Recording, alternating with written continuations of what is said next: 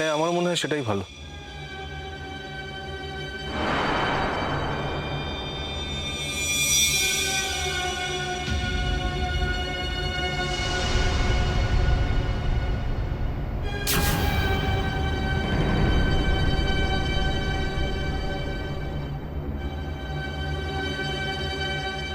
গুড্ডি, গুড্ডি, নে কর ওষুধটা খেয়ে নে।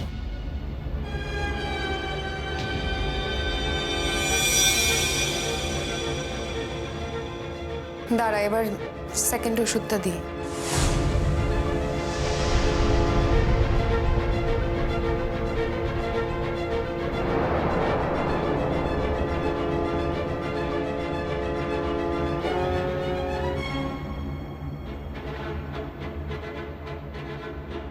গুড্ডি, আরেকটা ওষুধ বাকি ছিল না?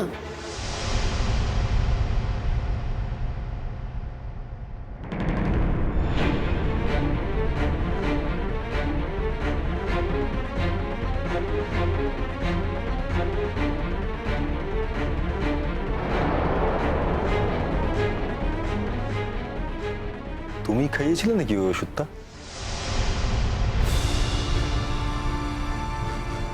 না না, আমি বুঝতে পারছি না অনুজ, মানে সিস্টার আমাকে যে ওষুধ দুটো খাওয়াতে বলেছিল আমি তো সেই দুটোই খাইয়েছি। ওই ওষুধটা তো ওখানে থাকার কথাই ছিল না, ওটা তো সরিয়ে দেওয়ার কথা ছিল। ও তো ওষুধটা নিয়ে যেতে চেয়েছিল, তুমি ওকে জোর করে বাধ্য করেছিলে যাতে ও ওই ওষুধটা ওখানে রেখে যায়। এতদিনের ব্যাপার তো, কয়েকদিন হয়ে গেছে, তুমি তো ভুলে গেছো, তাই না? হতেই পারে, একবার দেখে নেবে। আমি ঠিকই দেখেছি, তাও একবার দেখে নাও, একবার রিভাইন্ড করো দেখি। করবো রিভাইন্ড?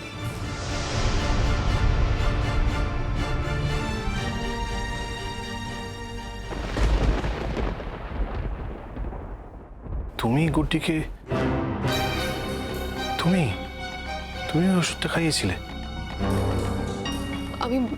আমি বুঝতে পারছি না যুধাজিৎ, বিশ্বাস করো, সিস্টার আমাকে যে ওষুধগুলো খাওয়াতে বলেছিল আমি সেই ওষুধগুলোই কিন্তু খাইয়েছিলাম। না সেরি, নার্স তোমাকে ওষুধ খাওয়াতে বলেনি, বরঞ্চ তুমি নার্সকে কন্টিনিউয়াসলি ফোর্স করে গেছো তুমি ওষুধটা খাওয়াবে বলে। নার্স কিন্তু তোমায় বলেছিল যে সে ওষুধটা খাইয়ে যাক, কিন্তু না। তারপরে যখন আমরা দেখতে পেলাম ভিডিও ফুটেজে যে যখন নার্স ওই শিশিটা নিয়ে বেরিয়ে যাচ্ছিল, তুমি নার্সকে আটকালে।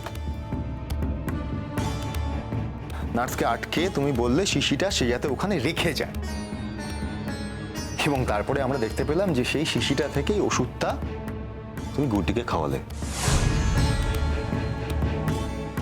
তাহলে থেকে কি প্রমাণ হলো শিরিন? এগুলো তুমি কি বলছো অনুজ? সবার সামনে এভাবে তুমি কি প্রমাণ করতে চাইছো? আমি কিছু প্রমাণ করতে চাইনি শিরিন, এই সন্দেহটা আমার প্রথম দিন থেকেই হয়েছিল। যদি না হতো তাহলে আমি এতগুলো টেস্ট করাতে দিতাম না। শিরিন, তুমি এত বড় সর্বনাশ কেন করলে গুড্ডির?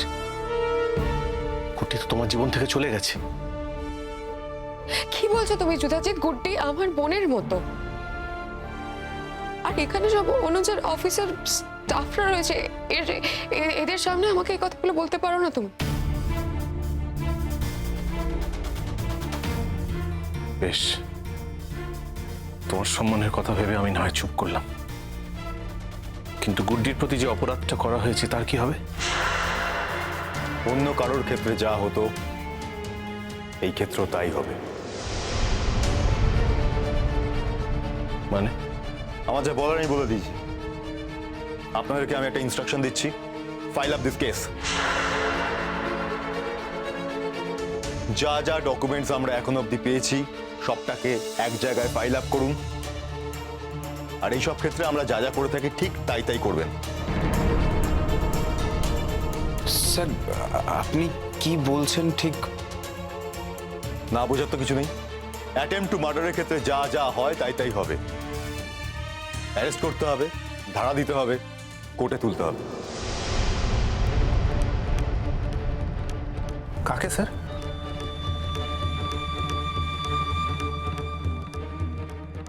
অনুজ, অনুজ প্লিজ প্লিজ। যখন এই কাজটা করেছিলে তখন ভাবা উচিত ছিল শিরিন, আমি আমার পেশার সঙ্গে কোনোভাবেই কোনো কম্প্রোমাইজ করব না। সেটা তুমি আমার স্ত্রী বলেও করব না, আমার বাচ্চার মা বলেও করব না। আজকে খুব হ্যাপি হচ্ছ না অনুজ? নিজের হাতে আমাকে অ্যারেস্ট করে নিয়ে যাবে? Yes I will, definitely.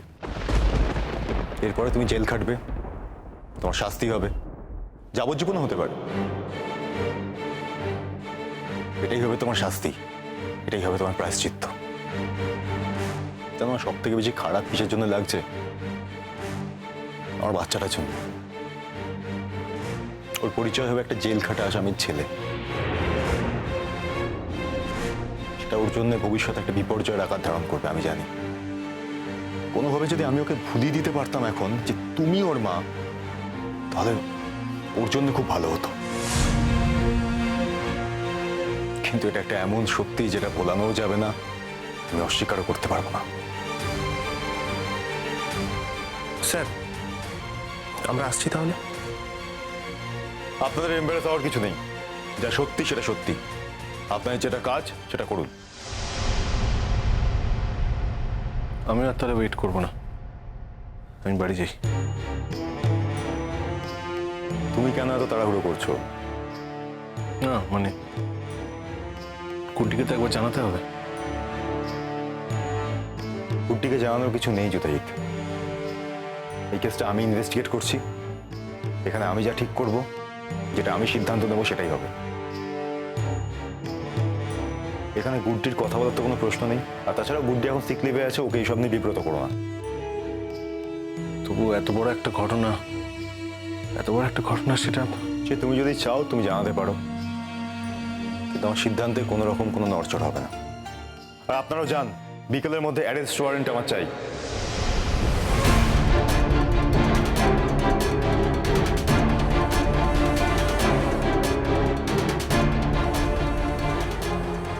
Anuj,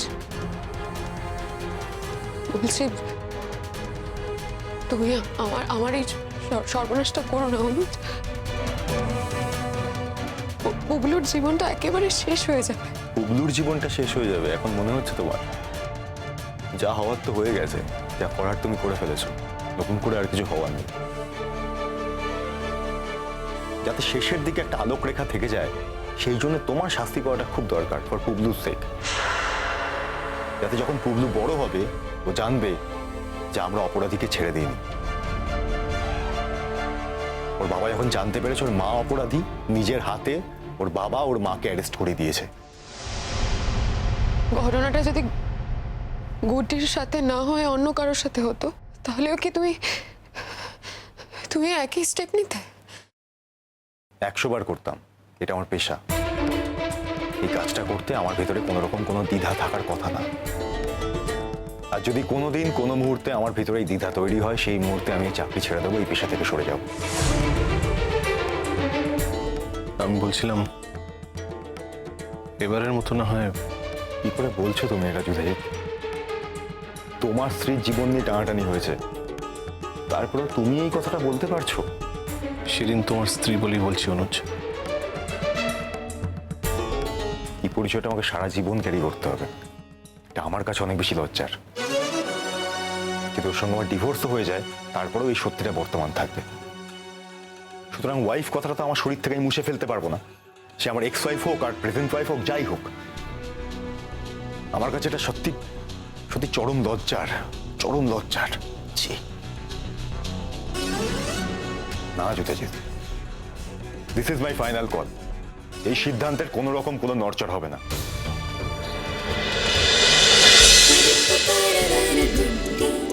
Good.